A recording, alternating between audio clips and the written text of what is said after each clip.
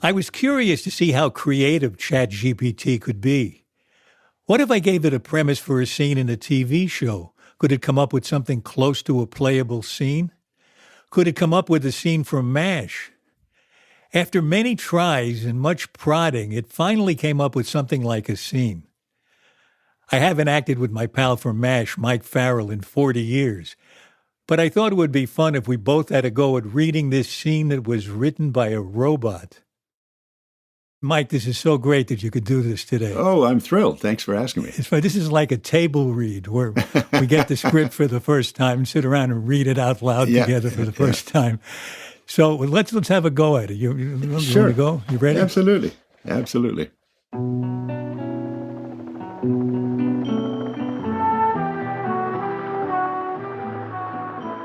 Where are they? My shorts. Your what? My shorts, the ones I wear every time I have important surgery. I know you took them. I wouldn't be caught dead in your underwear. They're not just underwear. They're comfortable, and I like wearing them, and they're missing. Oh, you mean your lucky shorts. They're not lucky. I don't believe in that nonsense. Mm-hmm. Like the time you insisted on wearing the same pair of socks for a week because you won a game of poker in them? I am not superstitious. Those are just my normal, everyday shorts. Right. Just like the time you made everyone walk backward around the OR to ward off bad luck. That was a joke. I can't believe you're taking that seriously. I am not superstitious, and those are just my normal, everyday shorts. I wear them because they inspire me, and they remind me of my grandmother. Your grandmother wore your lucky shorts? They remind me of my grandmother because she used to call them her little secret weapon. I'm still not sure what that means. BJ, stealing someone's underwear is a serious offense under the Uniform Code of Military Justice. Oh, really? The Uniform Code of Military Justice protects the possession of underwear? Yes, and for good reason. Private property is a fundamental right in our democracy, and that includes undergarments. I had no idea it was so important to our nation's defense. It's not just about defense. It's about dignity and the right to personal property. If we don't respect the sanctity of undergarments, what do we have left? I respect that, Hawkeye. And I promise I won't go digging around in anyone's underwear drawer without a warrant. So that was like a table read in the sense that we're unfamiliar with it and trying to find it as we did it. And the other thing that would happen at our table reads is after we read it, we'd talk with the writers and producers about how we felt about it. Right. What did you think of the writing? Now, this was not written by the great Larry Gelbart, obviously. No, it was not. It was written mostly by a machine. What, you said you did some, what? I gave it prompts.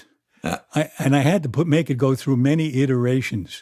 I asked it to write a scene for the TV series MASH. Hawkeye's searching for his boxer shorts, and he thinks BJ has stolen them. Right. So I gave it a premise, and I said that when BJ calls them Hawkeye's lucky shorts, he's outraged. He says he's not superstitious. And then I said, make it funny. That might have been my downfall, because when it tried to make it funny, it came up with really stupid stuff. Oh, really? And it got stupider as it went along. This is what it thought was funnier and wacky. They remind me of my grandmother because she once bet on a horse that turned out to be a cow and still managed to make a profit. Oh, okay. It's hopeless. Man. They remind me of my grandmother because she once bet on a horse wearing nothing but a pair of men's briefs. I see. Yeah, right.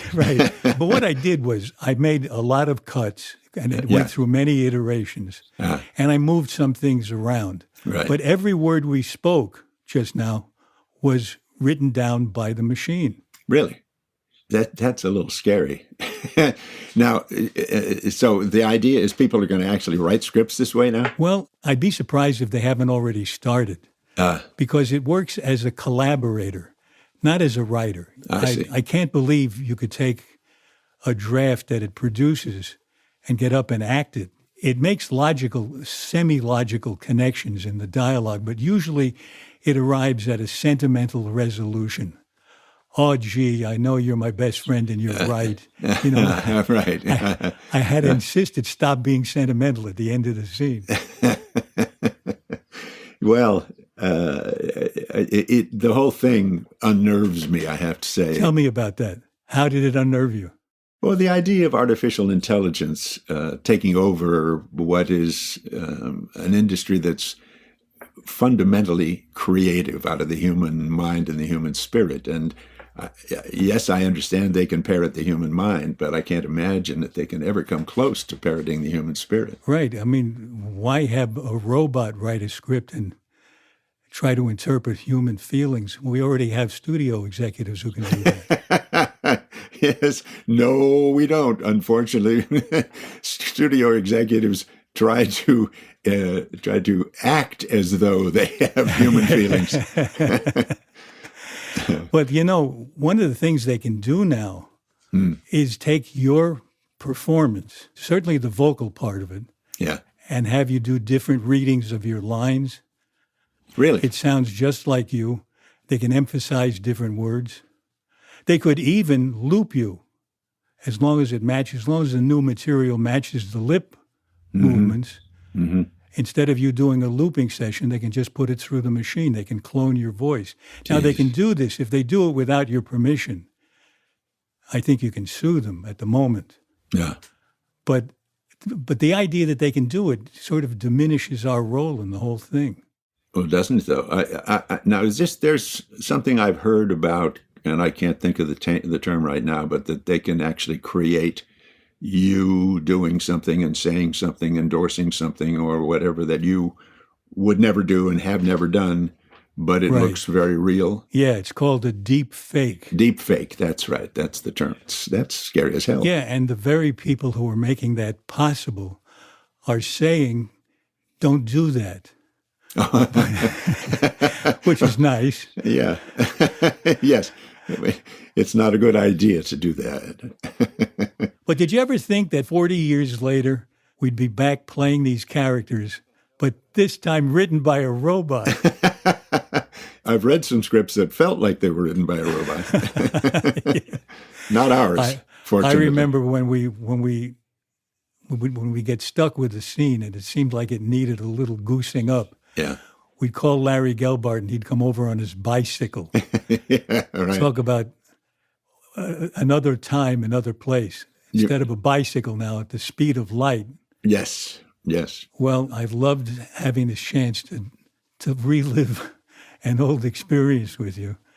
And Me the too. next time, who knows, the next time we act together, we may not even have to be there. What an awful thought.